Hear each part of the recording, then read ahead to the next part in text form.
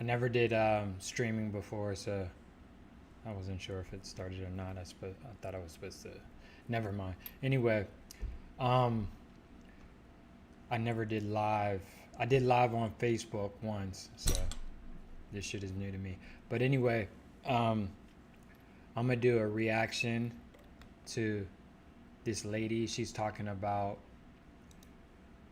um, post-traumatic religious stress syndrome, and so I'm basically gonna watch it and give my commentary of it. Um, I was raised Christian. I'm not Christian. I haven't been Christian for years now. Um,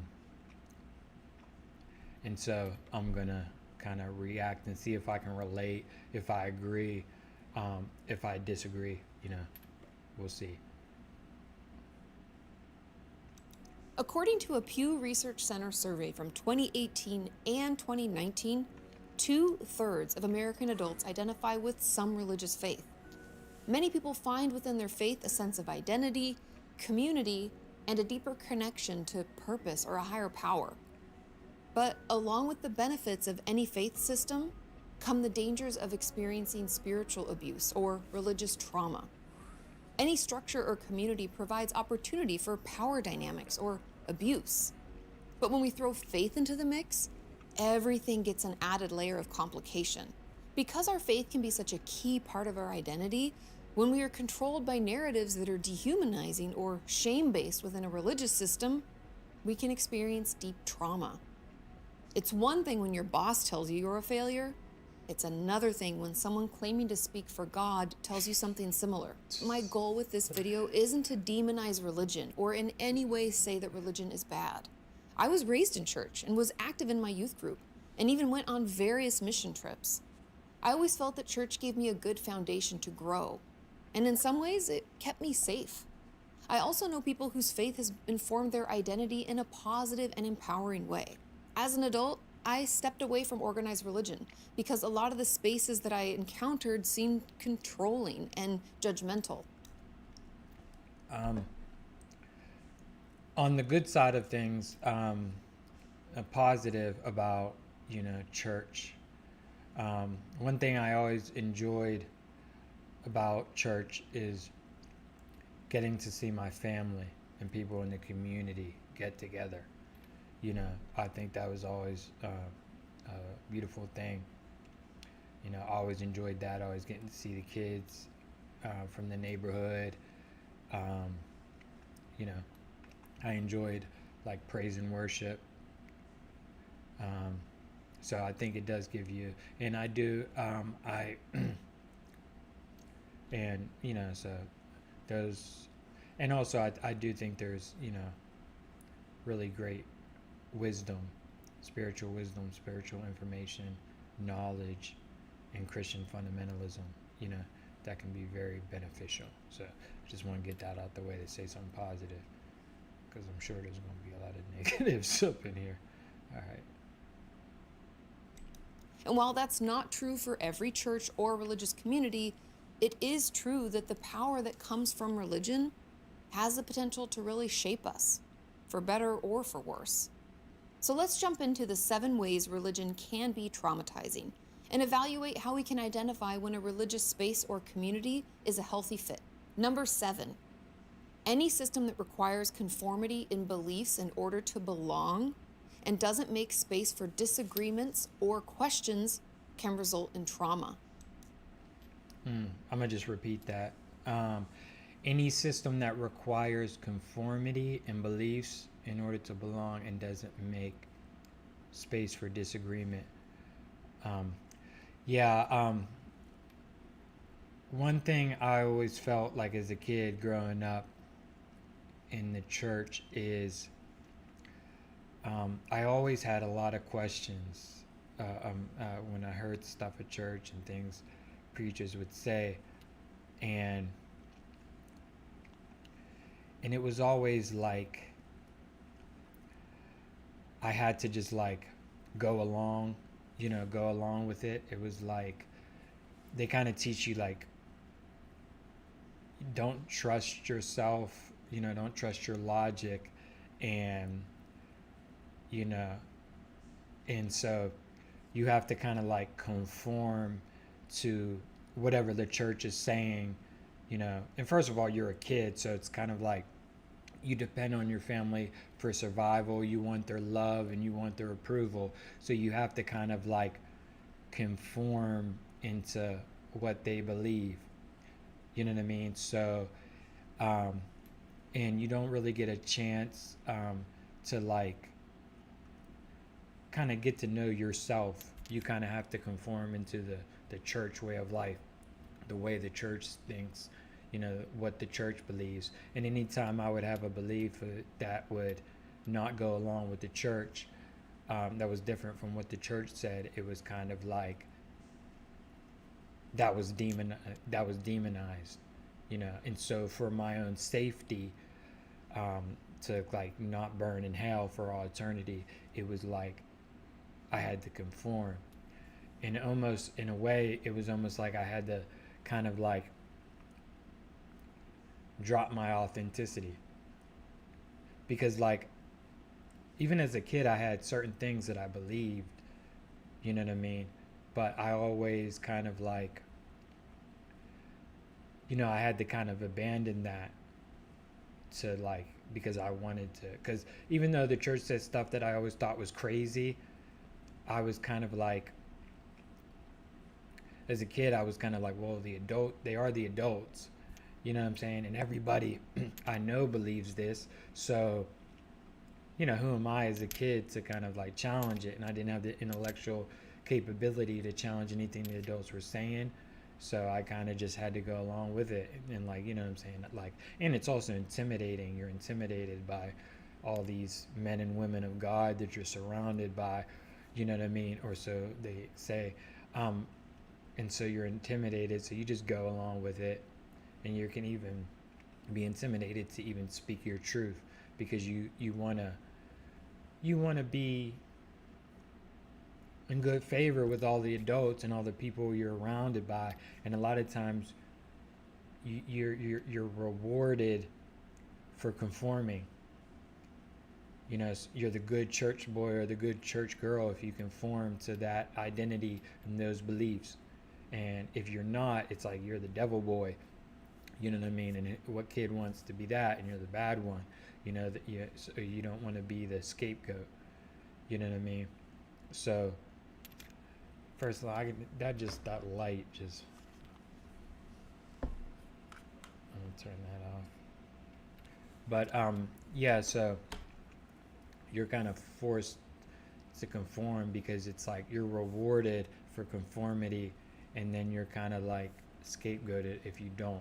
So you have to kind of like just go along with it, and then in that way, you you almost lose your authentic identity in a way, you know. Um, and so it's really sad, and a lot of times it's like there's no space for disagreement. Like if they're nice, they'll hear you out, but then they'll be like, okay, yeah, I hear you, but the Bible knows. So it always goes back to you're wrong and whatever guidance, inner guidance. And you're disconnected from yourself, kind of.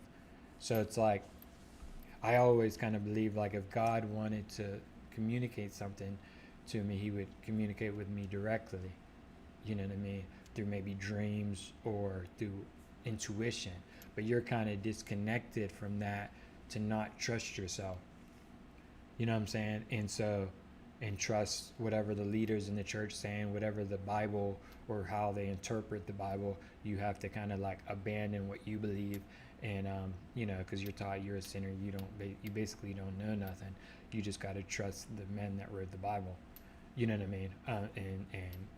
And not trust your guidance. So it's like you kind of like abandon yourself to be to live by the rules of the church, because you may have other ideas of like right, like today I have different ideas of right, wrong, what's good, what's bad, what's a sin, what's not. I have formed my own ideas that are just authentically me, where it's like when you're a kid you're programmed their ideas, and then you have to accept them for your own safety, because who wants to, burn in hell for all eternity?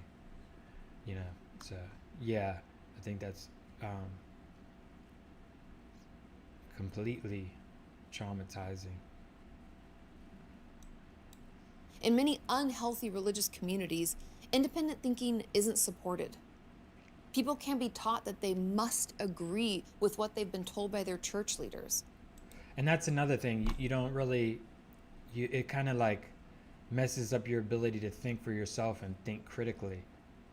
You don't really have the ability to develop good critical thinking, because it's like anytime you start to think critically, you kind of police yourself, like, oh no, I can't think that, I don't want to go to hell. You get that flood of anxiety and that fear that just, you know to your nervous system of eternal torment, and you'd be like, I can't think that. You have a God that's always watching you and judging you and knows what you're thinking. So you be like, oh, I'm sorry for even thinking that. Like, you're terrified of, or at least this is my experience, I was terrified of God.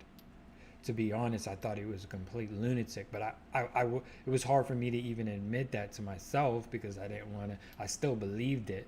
It was true because adults told me it was true, and I knew they loved me, and so I was like, they must know. So, like, if I did have a thought like this God is a lunatic, and he's terrifying, then I would have to repent. And I constantly had those thoughts if I had anything that disagreed with.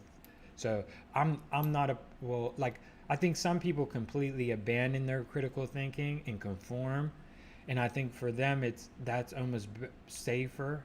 I completely get why they do that, because it's like you feel safer because you're like, okay, you're in good with God, and you're in where I was in the space. So it's kind of like I believed it, but I didn't believe it. So my nervous system was always kind of like, I always just was flooded with anxiety constantly, you know, and trying to police my thoughts, and constantly trying to police every action and everything I did. And, you know, um, just filled with fear, guilt, and shame, and terrified of everything, thinking everything's the devil and everything's going to send me to hell. And, you know, just for natural kind of things that you can't stop. You know what I mean? Like, you're like things like lust. Yeah, you're a young boy, you know what I'm saying? Like, or a man, whatever, you're gonna lust. And so you're always kind of like, yo, I'm gonna go to hell. I just sinned. You know, you're designed to lust so we can procreate, and so you can't stop it, and so you're constantly flooded with fear and guilt and shame in yourself for just natural things. And there's so many things. So I was personally constantly in kind of fight or flight. You know what I mean? I was constantly, and like, just my nervous system was just destroyed to shit by all these ideas. You know what I mean? And now that I don't believe them and I've healed, it just feels like so much better. I can, like, you know, where before I would kind of like, once I became 21 and I could drink, it was like, oh man, you know, I had to get drunk just for my nervous system just to feel okay. So yeah, I think the people that completely conform and just become the the perfect kind of like Christian, they're kind of like in the safe zone. So I get why they do it, but at the same time, you sell yourself out, you know. And I could never do that. So I just lived with the kind of like fear, guilt, shame, and anger. You know what I mean? I just dealt with it, and just finally made a decision when I got older, in my late 20s, to just drop it. And then I had to take time to heal and reprogram my mind, because they reprogram your brain to kind of like be how they want you to be, so they can control you, and they control your every move and perspective and everything. It's awful. But then you can't even admit that it's awful, because you're scared you're going to go to hell if you admit it to yourself, you know. because you're constantly, it's like the Godhead is always watching your every move and your every analyzing your every thought, and it's fucking crazy. But anyway, I'll get back into it. And the consequences for disagreeing can feel really intense. One member of our community shared with me, quote, "We are taught that there is only one right way, and anyone who says or teaches contrary to that is essentially the devil trying to lure you away from God. My experience was that the church capitalized on fear and shame to keep people drawn in. It's powerful." Yeah, and that's what the church do. They demonize every single thing as that's not in the Word of God, or their version of their brand of Christianity, as those people belong to the devil, and they're trying to get you. That's why I think Christians are. You have some of these Christians, a lot of evangelical Christians, you know, Baptists too, but where it's like they're they're angry at everybody, and they're like, you're sinners, and you're. It's because you know their perspective is that those people are just influenced by the devil and have given themselves to the devil. Even if you're just a good, loving person, that just you're a Buddhist and you just don't believe, you believe a different thing. It could be a completely loving thing. The Christian perspective, the fundamentalist perspective, would be like, that's devil stuff. You know what I mean? I remember playing with my Ninja Turtles and as a kid, and it was like, that's devil stuff. And I'm like a little kid, like, fuck are you talking about? You know what I mean? It's just Ninja Turtles.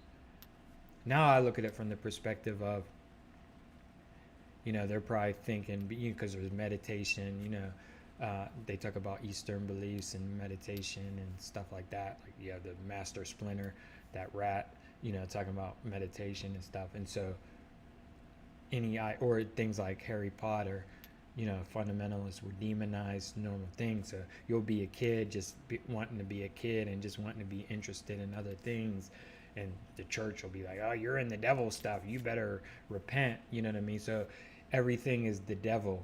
So you're in this world of like fear, and like everybody's in the devil stuff, and you're kind of like, look at all the, and it just be in the completely innocent stuff. Even the like completely innocent stuff would just be like, oh, that's devil stuff.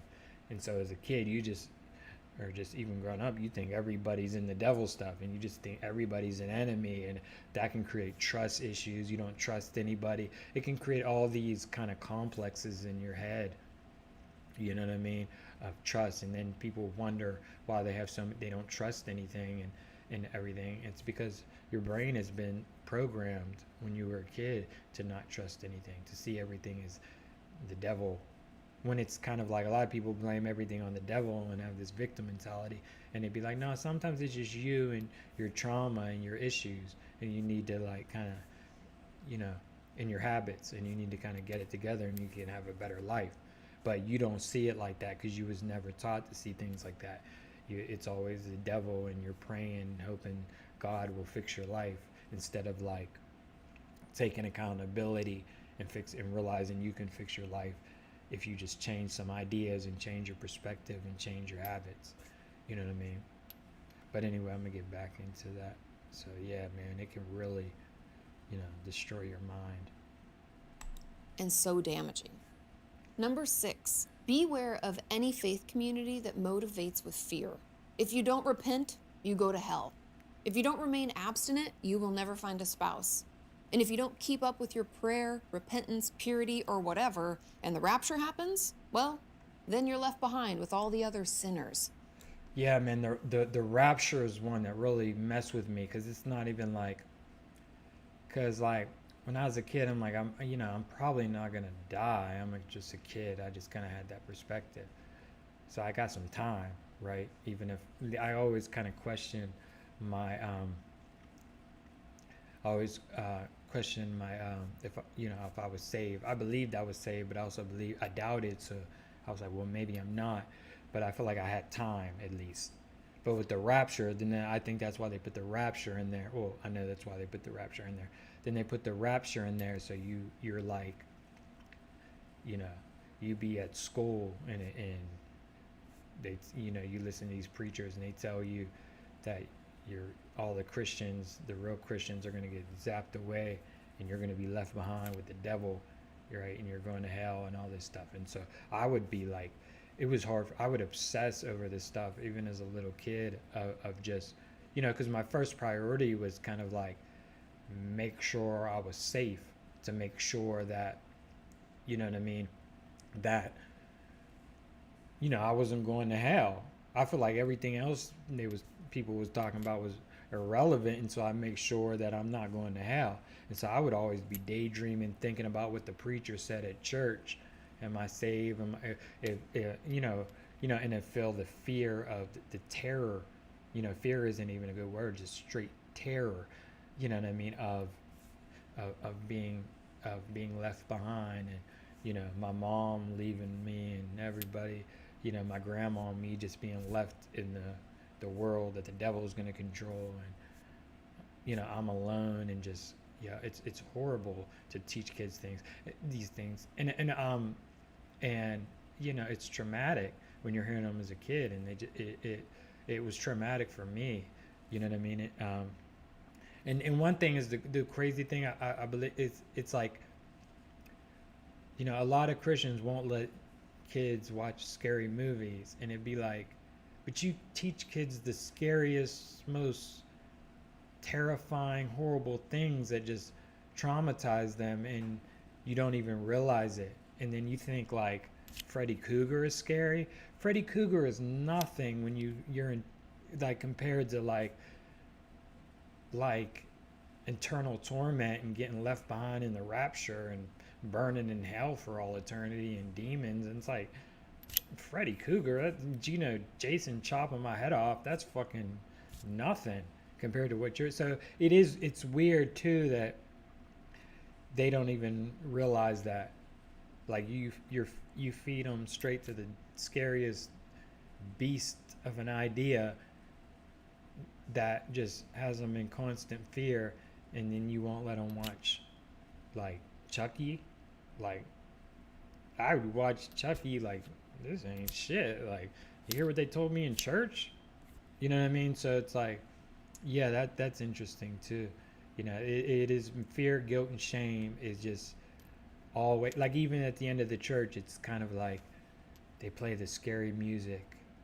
They have ways to excite you. It's a manipulative. A lot of it is manipulative, manipulating your moments, your emotions. Like, they bring you up with the oh, I didn't even. I didn't even look at my chat. I never like do this, so I forgot that I could actually get somebody. What's up, on April? Love you. Yeah, like, it can be manipulative, and you're in praise and worship, and it's great because it's like gratitude and all this stuff, and you love praise and worship. That's great. And then at the end of the church, it's like, are you saved? Are you going? And then you start, like, your heart dropping, like, I don't know. I mean, I think I am, but I don't know. Maybe not. I'd be doubting. And you're just like, and they'd be like, you can, he can come back at any moment. You know what I'm saying? Like, and it's like, and then so that fear that hits your nervous system gets you to be like, okay, like, run up front and be like, I need reassurance that I'm saved. You know what I mean? It keeps you almost like a slave. You know what I mean? A slave, because they program your mind to be in fear. You know what I mean? And so, yeah, it's rough. It's rough, but I'm gonna get back. I was even told as a child that tithing was what God called us all to do. And if we didn't have enough to even pay our bills, we were still supposed to tithe 10% of our earnings. If we didn't, God's message wouldn't get out and other bad things would happen, and we weren't supporting him. As far as tithing goes, I think tithing is I think giving is a good thing in general. I never had a problem with tithing. I mean, if you don't have it, there shouldn't be any guilt and shame behind it.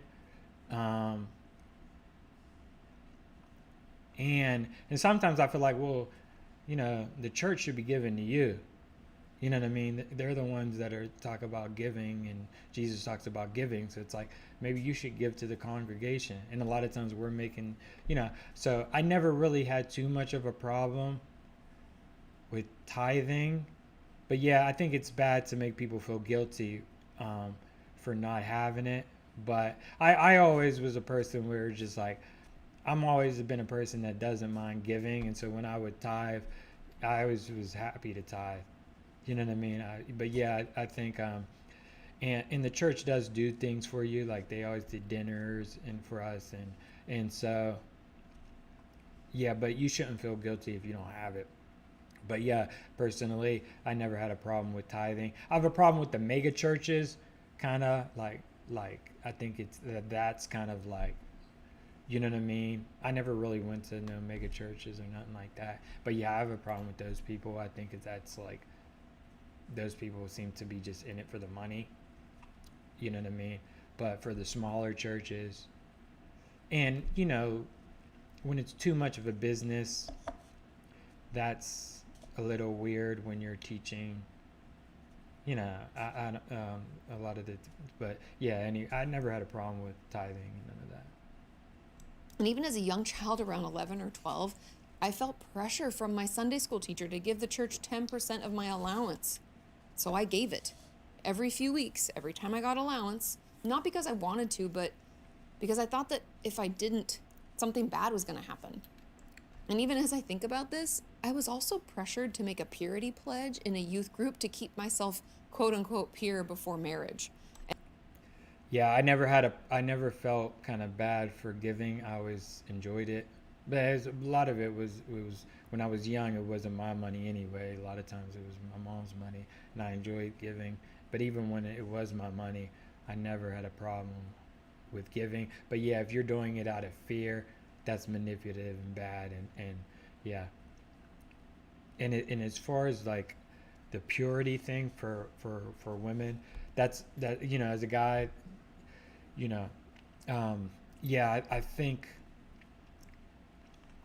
I mean, it's not bad to be pure. I'd say, it's that's you know but at the same time, yeah, when they're using shame to control you and control your sexual, and then you feel guilt and shame and you feel like you're a terrible sinner, and your nervous system is flooded with guilt for just kind of like, yeah, all that's dark. So yeah, I feel sorry for yeah, women that had to kind of deal with that type of shit and had to feel shame for whatever, for all that. But yeah, that's kind of their game: shame, guilt, fear.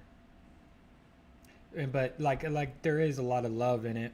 You know what I mean? There is a lot of love, you know, to, you know, but there's just so much there, but there's a lot of darkness, I believe, in these belief systems, that can really traumatize you and give you, create so many issues for you in your life. And then you won't even connect them. A lot of times you won't even connect it to that to the religion, because, it takes a while for you to put the pieces together and realize stuff.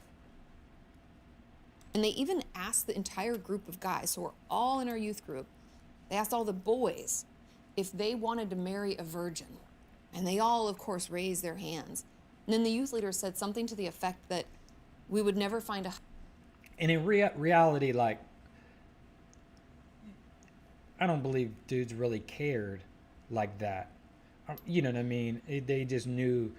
Sometimes you just know what the preacher wants you to say, or the minister wants you to say, and you want his approval, and you want to be right. So you're like, okay, because a lot of times they kind of like, you can look at their face and tell that they want you to say a virgin, and you want to be the good church boy, so you say, but you're not even really. I'm not saying you want to prostitute, but usually all that is programs, I believe, in your mind. I mean, there's probably like a biological thing where you know, but a lot of these are just programs. It's like, and so then everybody wants, but yeah, so husband if we didn't remain pure. Like, look at all their hands raised. I can't even believe I hadn't thought of this, and I never realized just how sexist that was. And also, who said any of us wanted to get married, right? It was, ugh. But yeah, that's what they're doing. They're trying to program you. They want you to think like they want you to think. They want you to have the perspective that they want you to have.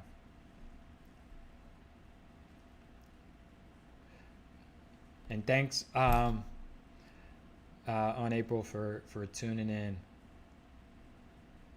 Appreciate you. Anyways, let's move on. I also want to mention that when we talk about religious trauma, a term that is often used to describe our symptoms is religious trauma syndrome, or RTS. And in my deep dive into this subject, I found that not everyone agrees with this term, but I want to describe it here in case it resonates with you.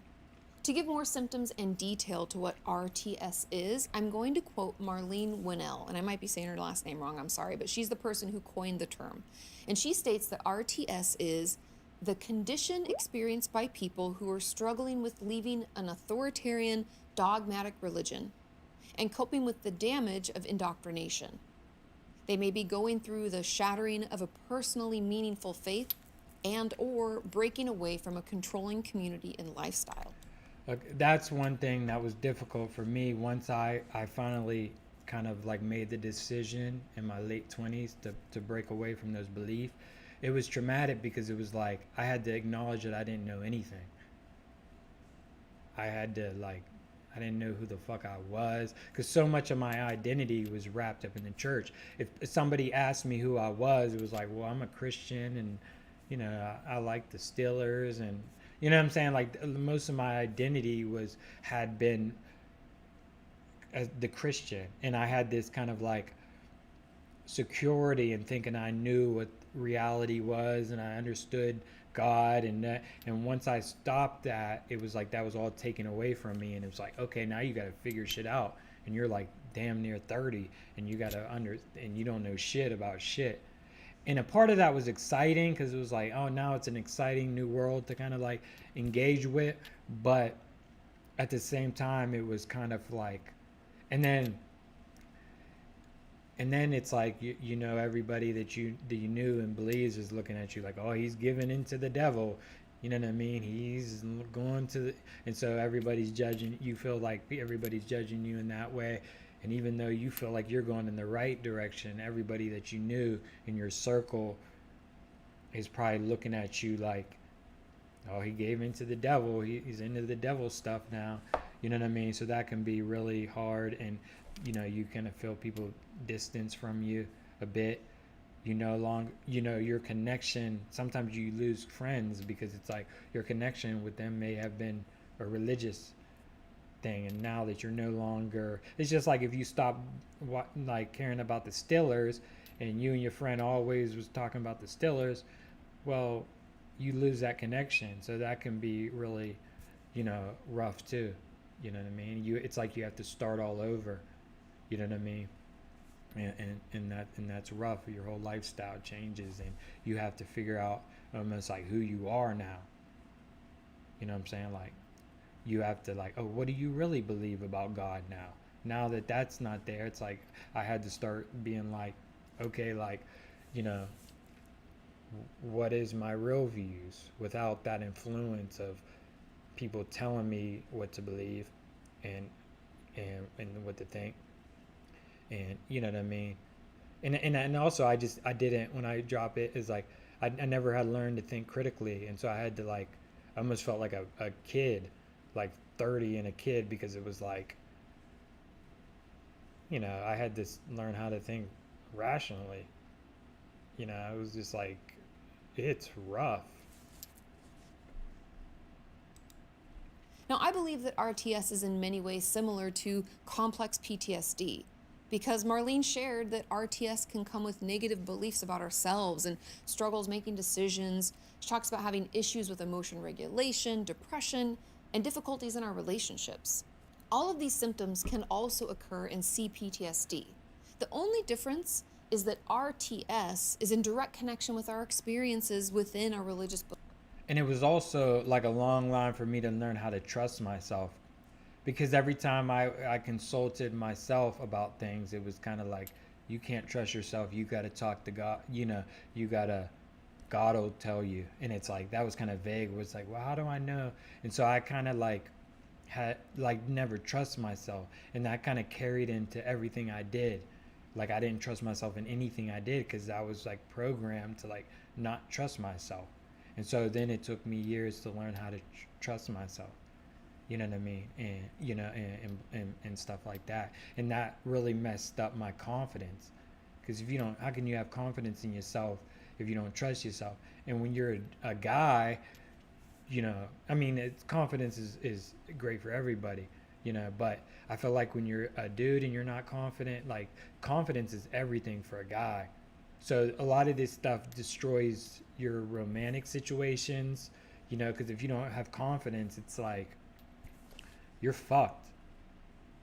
Don't know no woman wanting to be with the confident dude, but you a lot of but you was never, you know what I mean. But they did that to you, and now you have to learn how to rebuild your confidence. You have to learn how to get confidence. You have to learn how to trust yourself. And then once you do that, then good things start coming. You know what I'm saying? Things start working out. So, and it's rough when you have to go through that process so late in life. You know, it was hard for me to stop drinking, because when I stopped drinking, it was like my nervous system was so torn to shit, with anxiety, and I didn't have any like I had to like, I didn't have no confidence. I didn't have fucking nothing. I felt like Gollum coming out of a fucking cave, and everybody could see me, and I was just like fucking pathetic, and I had to deal with it, and my nervous system was a wreck, and I had to feel all the, and like I went on the kind of journey of self-improvement and fixed a lot of things, and still going at it. But yeah, it was rough, because I think a lot of people resort to drugs just so they can, you know, deal with all that fear. A lot of the trauma, it comes from all different stuff. It's not just religion, but this video is about religion. So, beliefs. And because our religion can have its hold on our belief system completely, our self image, community, not to mention our way of thinking, I can see why it may be helpful for this type of trauma to have its own syndrome, not to mention its own treatment. And I will dig into that more in a bit. Number 5. If a religion trains us to not trust our body, thoughts, or any urge or need that we have because it may go against what the Lord or church thinks is right for us, that can lead to some serious trauma. and yeah, that's what I think I just like was talking about. Because you learn to not trust yourself.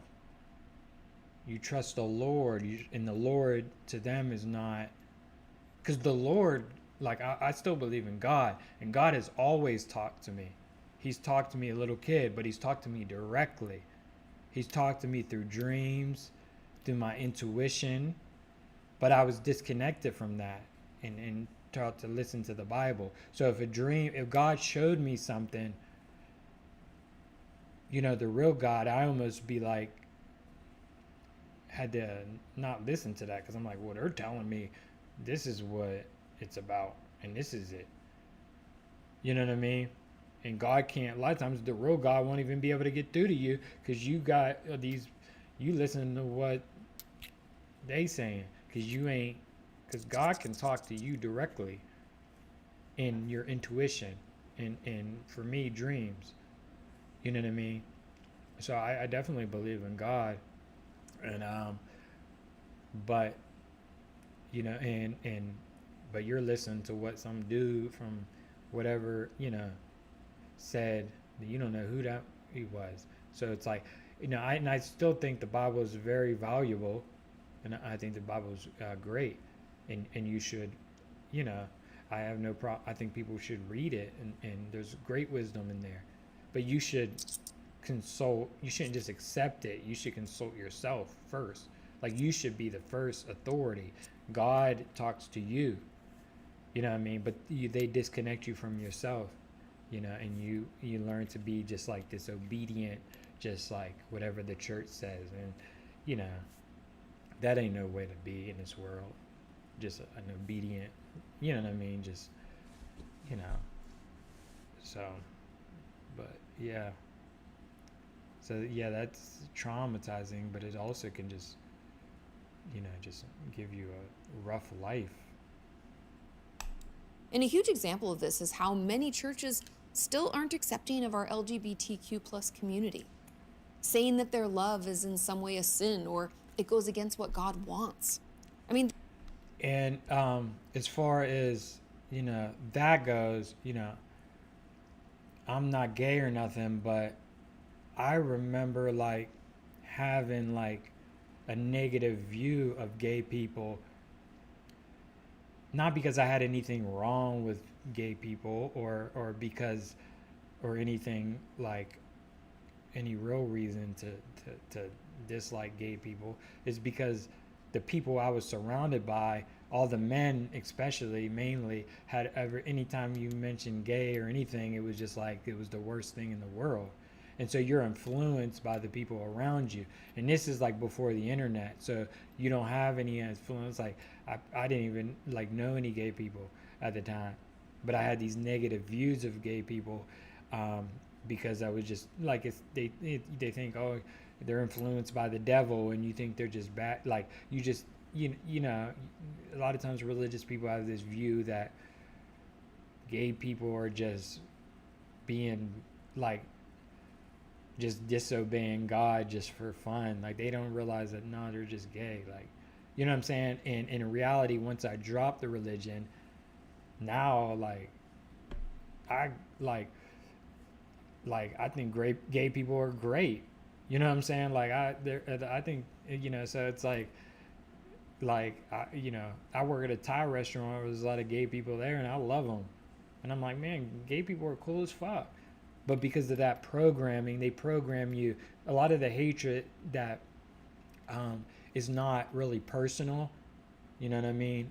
It's just kind of like there's just a lot of fear, and they teach you to be afraid of everything and think it's gonna send you to hell.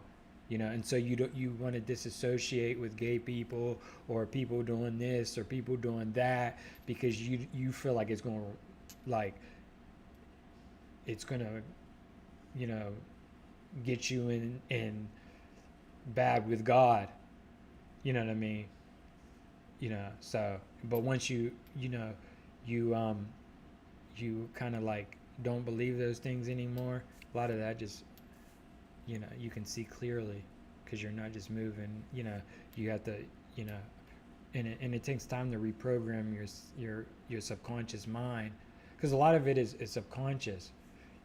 That's why, and it's just because really it's your subconscious mind that guides your actions, not your conscious mind. And that's why they take you to church.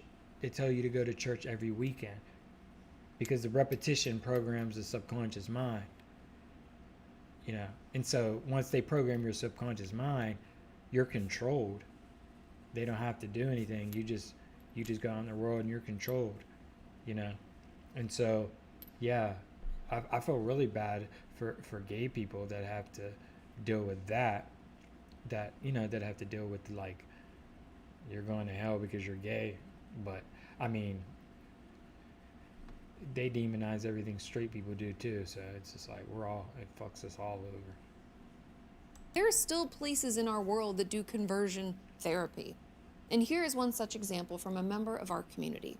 She says, quote, I've realized over the last year or so that I'm bisexual. However, due to my family being Christians and most of my friends too, I've only recently left church and all my friends were from there. I haven't come out or told many people out of fear of being rejected and cut off. And this video isn't about like making anybody. This video is just about bringing awareness. You know what I mean? I love Christians. You know what I'm saying? Um, it's just about bringing awareness and about you know me speaking my truth because I kind of like wish I came across a video like this. Because before the internet, you're kind of like you don't know any kind of other perspective. It's your circle is all Christian fundamentalists, and so you don't have, you know, and usually, and there's nobody to like, and you just feel alone in your suffering. And then when if you try to talk to people about it, they kind of dismiss you like, oh whatever, and you'd be like, I'm fucking dying, you know what I mean? And y'all are just like invalidating me and just like, you know, treating me like this is serious. Like, I'm lucky to be alive right now. That's just straight up, you know. From my friends and family. And here's a question that I recently received on the podcast. This person states, Katie, can you please talk about sexuality and how that can affect someone's mental health? I grew up in a strict religion that views homosexuality as a sin. I left the religion when I realized that I'm a lesbian, but sometimes it's still hard for me to accept. When an organization tells us that who we are, Yeah, because they put you at war with yourself, and so a lot of times there's this inner war inside of you. Just even when you're a dude and you're like you're horny as shit and you're gonna lust all the time, you're gonna be masturbating, you're gonna be having sex, you know, you're constantly feeling out guilt and shame for all that. You know what I mean? And so you're always at war. Like I always in my mind was at war. There was the me that believed, and then there was the me that didn't believe. There's the me that, you know, that sinned, and me that, you know, and we was constantly conflict, and there's a constant war, and it just like destroys your nervous system. Like now, I just be at peace. So you say like when I be a walk around, I just couldn't feel with like anxiety. It just all the time because I just was always at war with myself. Now I feel like I'm whole and I'm at peace with myself. You know, I try to do good. I try to, you know, be a good person, but I'm not in conflict. You know, if I do something wrong, it's just like, oh, I did something wrong. Like, I try to be better. You know, I'm not like I'm going to hell or I'm, you know, the devil or whatever. You know, so there's no inner conflict. You know, I believe you should accept the positive and the negative, and you should have love for yourself. And you know, I believe in the teachings of Jesus. I just have a different perspective than the fundamentalist view. I love Jesus. You know what I mean? I still love Jesus, and I believe his teaching. Sometimes it's just sometimes like Jesus could say something, and you can see it the Christian fundamentalist way, or you can see it in another way. Because I believe a lot of Jesus's teachings are, you know, analogies, and you know, I mean, they're you know, it's not everything's meant to be like literal and stuff like that. So it's like it's your perspective of it. But yeah, I think Jesus is completely spiritual master. But I just think Christians took things and just made them crazy. and who we love isn't acceptable, that can definitely be traumatizing.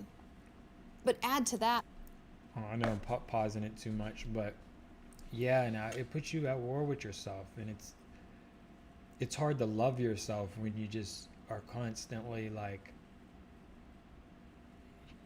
you know, taught to demonize yourself and demonize others. You know what I mean? It's hard to have self-love when you're constantly judging yourself and for your, you know, and all this stuff, and you're in fear, and when you're constant in fear, the more you're in fear, the more mistakes you make, and the more mistakes you make, the more you are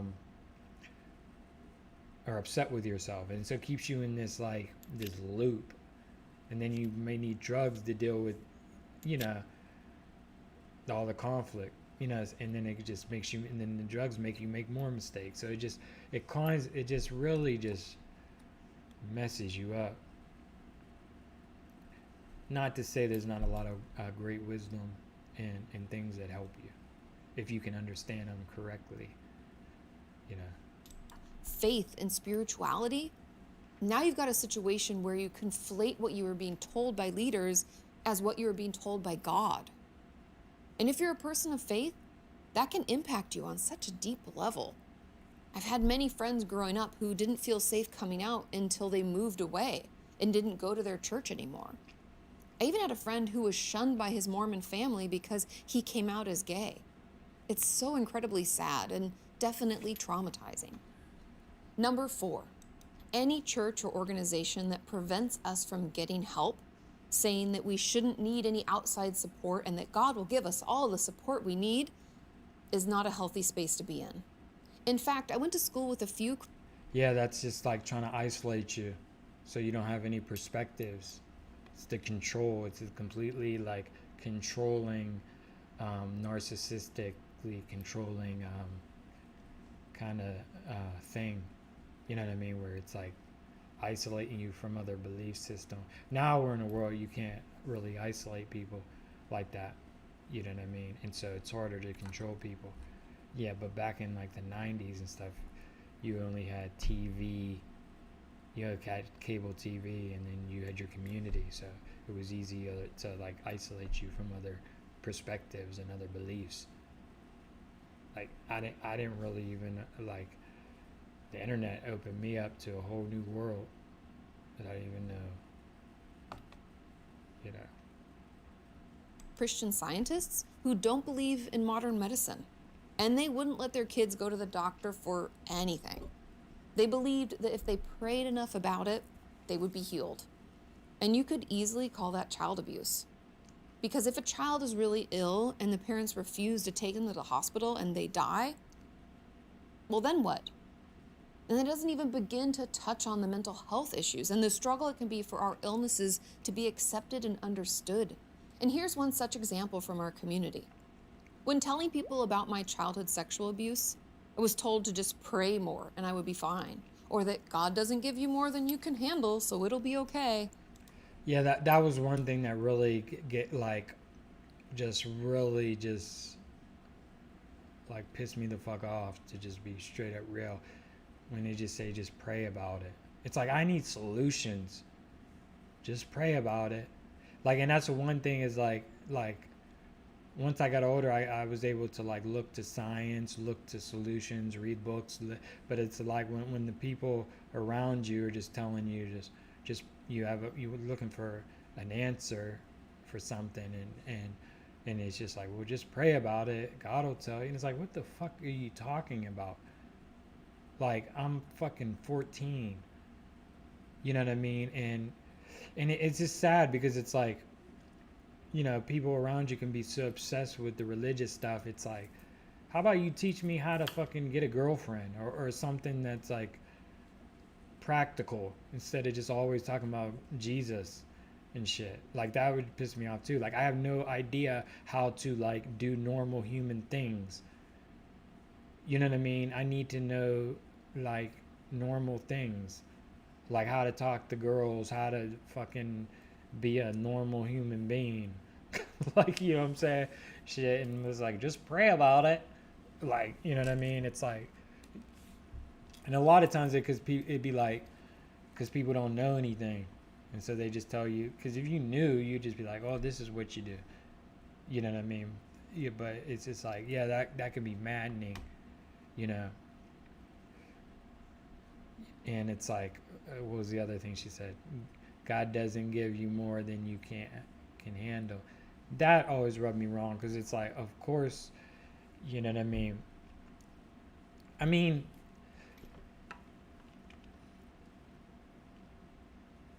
because like people kill themselves, people overdose on drugs, people get more than they can handle.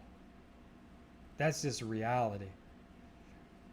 Now, I do think we're powerful, and um, um, if we can have a higher level of awareness, then we can overcome a lot.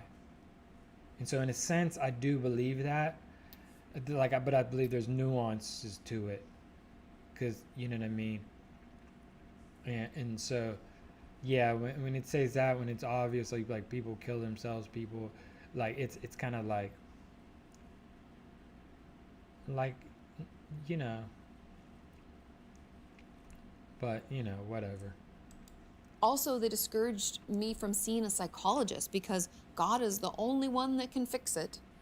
I have even heard personally from members of our community that they were told that their depression or other mental illness was just the devil trying to pry his way into our life. And that's the thing too. I think a lot of times, you can have people that don't really understand things themselves, and so they'll just tell you like things like, and when you're a kid especially, you're just like, okay, I trust the adults. But it's like when they don't have solutions, they'll just say it's the devil or it's pray about it. And it's like because they don't have the humility to just be like, I don't know. You know what I mean? Like, I don't know, maybe. Because I would have rather that. I'd have rather just been like, the adults would be like, I don't know. Maybe you go to the library and you can find some answers. Then I'd be like, okay, cool. You know what I mean? But it's like, that like acting like and be like, that's the devil. It's like, nah, that ain't the devil. I just need to stop, like, because a lot of times it's just like you're unhealthy and they say it's the devil. The devil made you do that. And it's like, no, I'm just like emotionally unstable and I need to learn how to have emotional stability. It's not the devil. You know what I mean? It's like usually there's practical solutions, but when the adult doesn't know, they just be like, it's the devil. Or that's what they learn. So a lot of times that's why it's not about blaming anybody. It's just like, a lot of times the adults learn ignorance, they believe it, and then they teach their kids ignorance, and then the adult teaches their ignorance, and somebody has to break the cycle. You know what I mean? And so, like, yeah, because there's blaming people and just is kind of like, okay, what I blame, you know, my parents blame their parents blame. I mean, the blame game can go all day, and I don't blame anybody for like this stuff is complicated, and I'm fortunate enough to have the internet to help me break free of that. Where the adults before, some the adults back in they didn't even have TV. It was just like the church was everything. I mean, there was times where the church was the government, so it's like of course you can't break out of it. So that's why I kind of like that perspective helps me have compassion for you know people that kind of like did this to me. What about dopamine and serotonin levels? And people were just doing their best. That's the real like people were just doing their best. You know, that's what I believe. So yeah, life's just difficult. Or the fact that things maybe haven't been going so well for us? What about that? Hmm? And oh my God, I just personally, I hate, I know hate's a strong word, but I'll use it here. I hate when people say, God never gives you more than you can handle. It just feels so dismissive, and like minimizing or invalidating. Yeah, that's true too. Yeah, that's the main thing. It's just like they're just invalidating you or just like instead, it just yeah, and people do that. Like anytime you have like even if you have frustrations with the church, they try to make you the bad guy, or they invalidate you, or you're just like fucked up. The church never did nothing to you. You know what I mean? They just invalidate. That's why I just separate myself from people that try to invalidate me. It's like I don't argue with you. I just won't really fuck with you anymore. Because if I try to open up to you with something that's very serious to me, and you're just always, that's not good for my mental health. You know what I mean? So yeah, that is infuriating and sad, because people just be invalidate you or just don't. It's like they abandon you. You feel like abandoned. You know what I mean? Especially when it's people you care about and they're doing it. You're just like, damn, like you're just like leaving me to rot. And because a lot of these wounds, these trauma wounds, aren't. You're just. It's like being in a sunken place. That movie Get Out, where it's like you may look somewhat okay on the outside, but in the inside you're just fucking like in a mental hell, and then they invalidate you like, you know, oh you're just, yeah, it's sad. Ugh, I just hate it.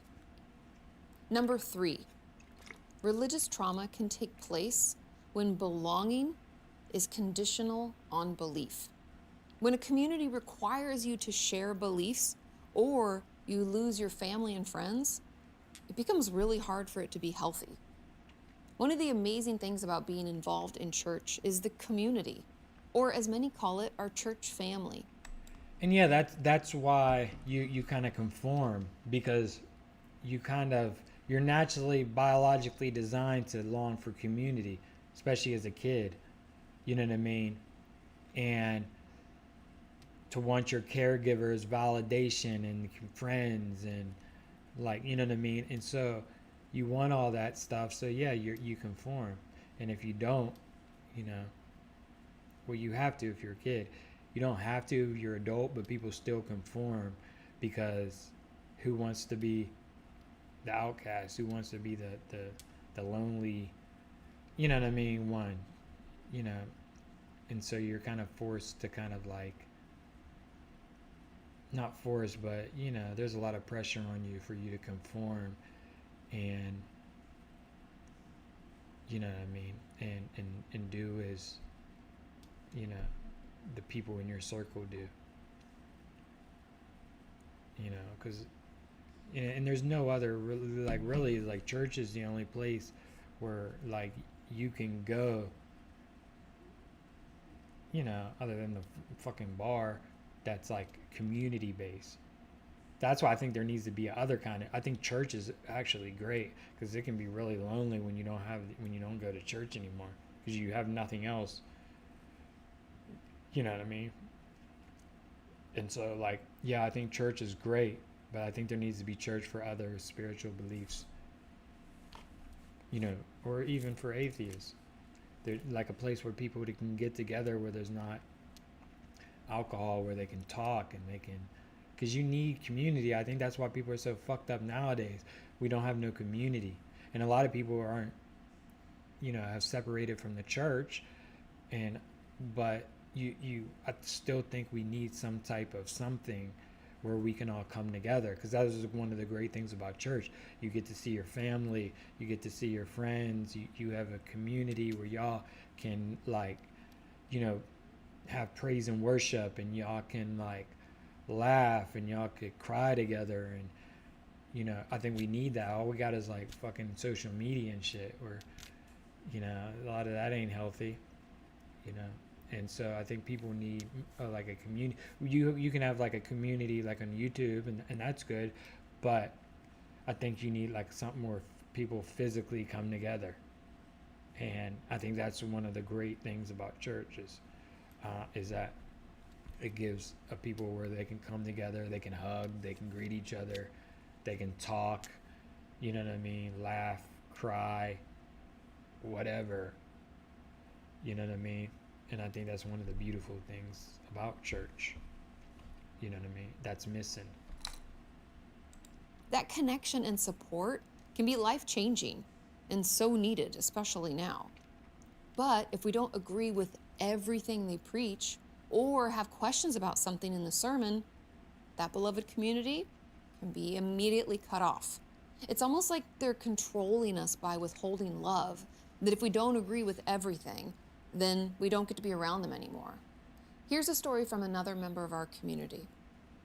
They said, if I ever had questions about Christianity of any form, I got judged for asking and never felt like I could ask any questions.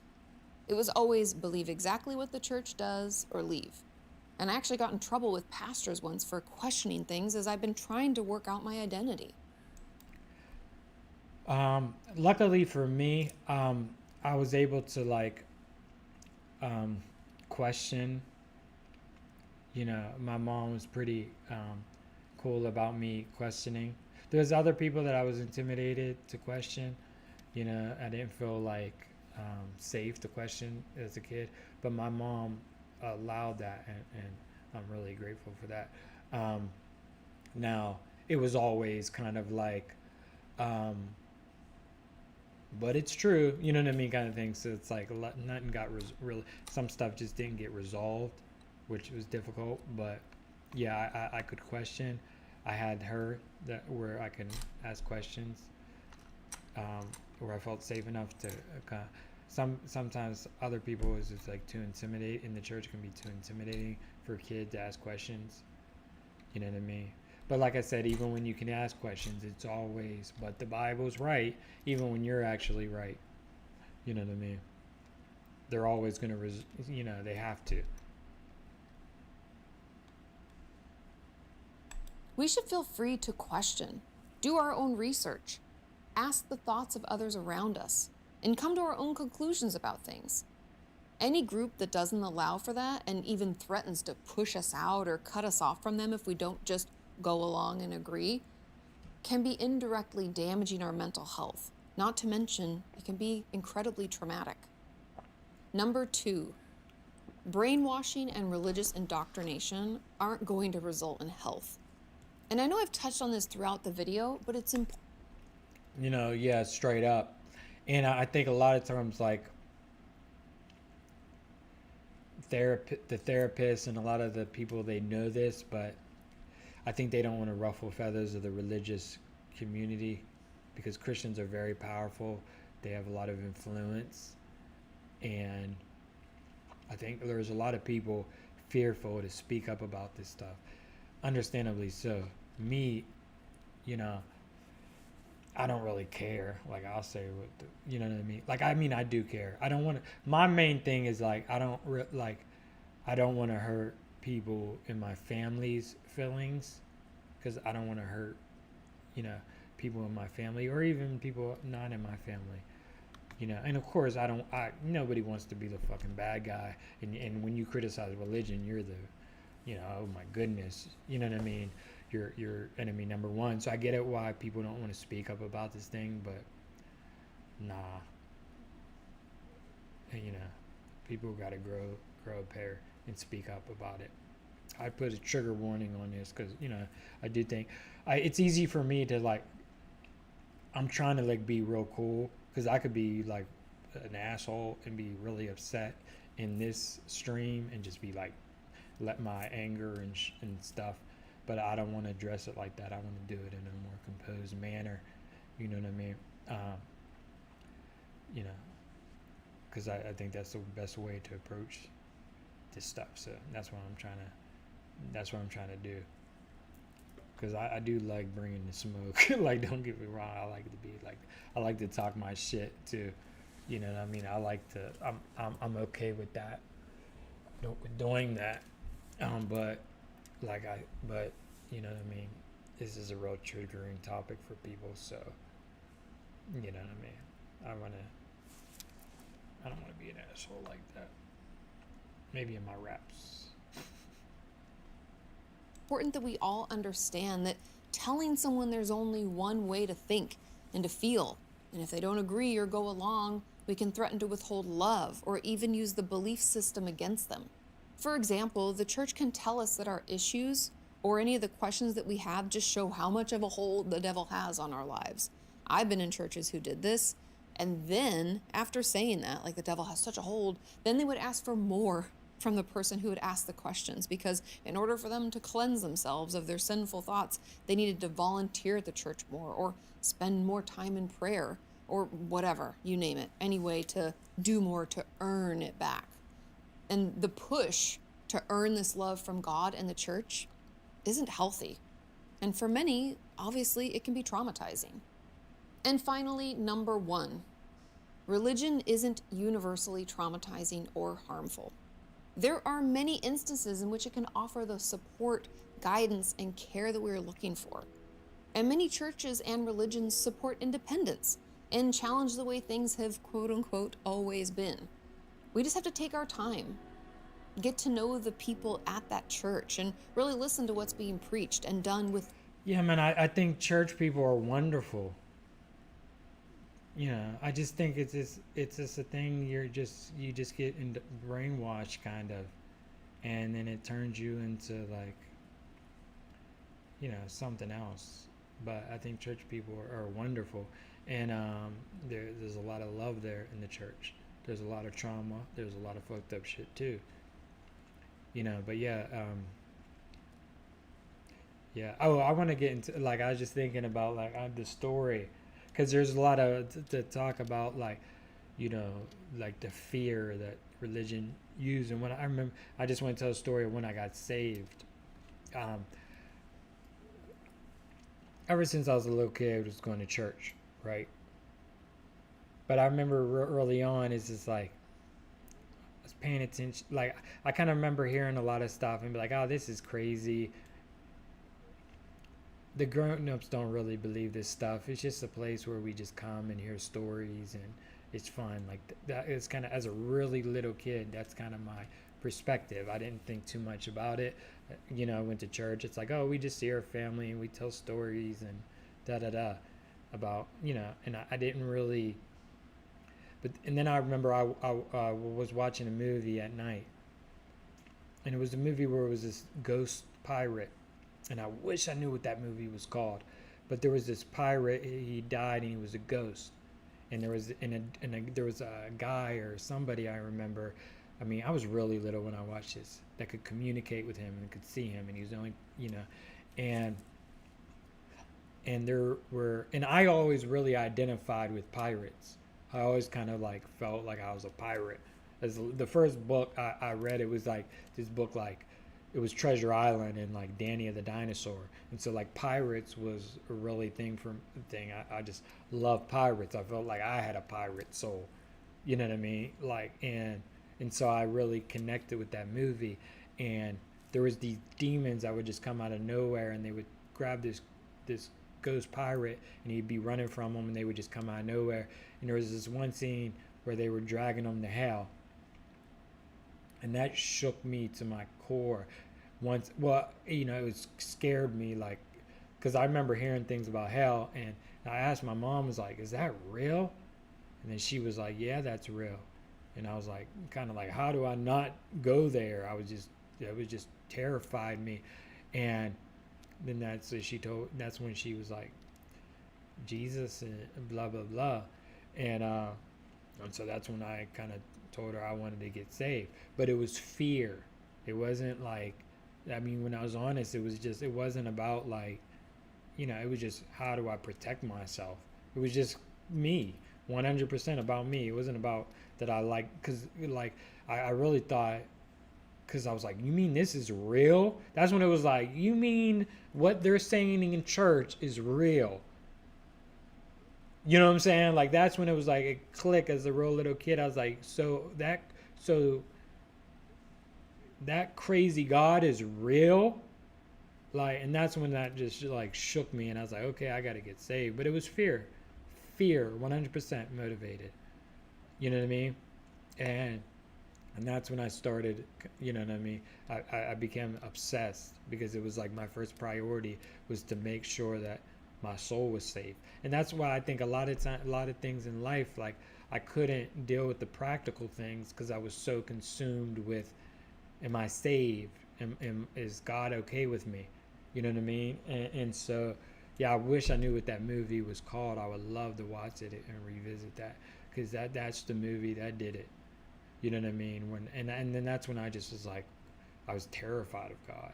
I was like, this, yeah, I was just terrified, like, the, because I had a happy-go-lucky view of reality when I was a little kid. And then once I started to believe that these ideas are real, I just thought God was a lunatic, and reality was horrifying. That's when I started to just be depressed and kind of like fearful, and detached, and just all these issues began is because I was just like, reality is terrifying. And I started to take less risk, because I was very risk taking kid. And I mean, I was still like, would take risks, but not like I would have wanted to. I held back because I was just so terrified of going to hell, and all this stuff. And I kind of stole the life that I had, what I mean, that I really wanted to live. You know what I mean? Yeah. So, yeah, yeah. And I think, as difficult as it is to like talk about this stuff and be honest, and Like I think I already said, I need to put a trigger warning. I think we need to, like, a part of healing is to talking about this stuff, and then it's, you know, not to feel any shame or guilt, but just so we can heal it. You know what I'm saying? And that's a process. You know what I mean?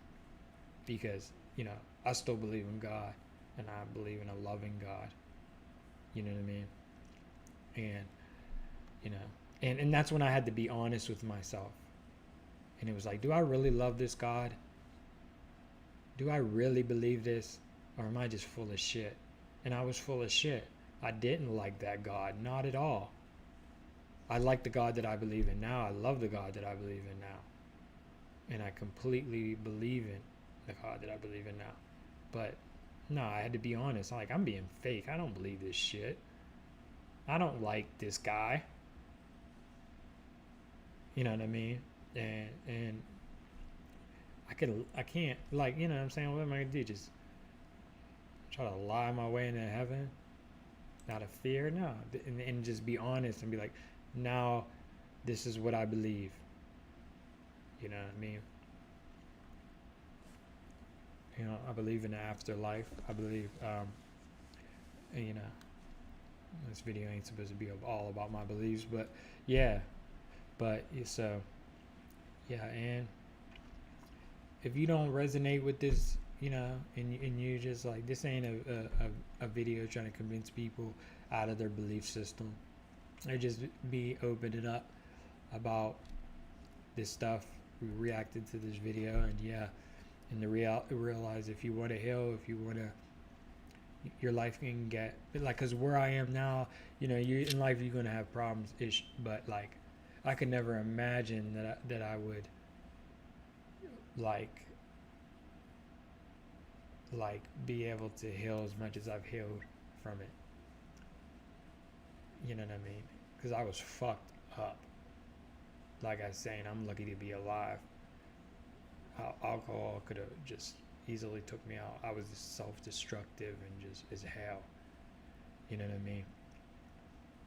And and so I just want to let anybody know, like, there's hope for you. But the way out of it is you're going to have to face your fear. You're going to have to have the courage. It's going to take a lot of courage if you want to get out your religion. You're going to have to, it's going to take courage, but it's going to get better and better. You're going to have to face that terror of feeling like you could go to hell. But then, like, now it's not, that fear ain't even there at this point. Like, I don't even, like, it's not even, and that's so free. And I can actually be myself, and I can actually be who I truly am, and I can live the way I want to fucking live. And I don't have to be, like, controlled. You know what I mean? I can, and I had to go back and kind of, like, figure out who the fuck I was, because I had, you know what I mean? And that could be a process when you just, like, when you've just been doing when you've abused alcohol and you've got so much of these societal programs that they program you as a kid, you know what I mean? But yeah, in this channel I'm going to go at all these institutions. I'm not just going to pick on Christianity. I'm going, because there's a lot of programs and there's a lot of corruption, you know what I mean? And that's what this channel is going to be about. I'll finish the rest of this video in that religious community, and then decide if it's a good fit for us. And if it's not working out, or we're feeling pressured into beliefs or actions that we don't think are right, it's entirely okay to take some time and space from the church to reevaluate. And if we decide leaving is best, just know that it can be messy and difficult to tease out what parts are things that we want and what parts would we prefer to leave behind. So be compassionate with yourself as you figure it out, but remember that you don't have to leave your identity, your thoughts, or your faith in God behind. You may just have to find a healthier way to incorporate your faith and spirituality into your life, because it is possible to keep what was good and at the same time detangle it from the unhealthy parts. I hope this video was helpful. There is so much more to talk about, but I hope this was validating and informative. And if you want to share any of your own thoughts or experiences with religious trauma, please feel free to leave that in the comments below. Thank you so much to our community members who shared their stories. I couldn't have done it without you. Have a wonderful week, and I will see you next time. Bye. I'm glad she said that at the end. Yeah, I mean, I think that was a good, but yeah, post-traumatic religious syndrome. I think we need to talk about that more. You know, because a lot of people suffering in silence. You know what I mean? So, and I feel like there should be more men talking about this shit. All right. Peace.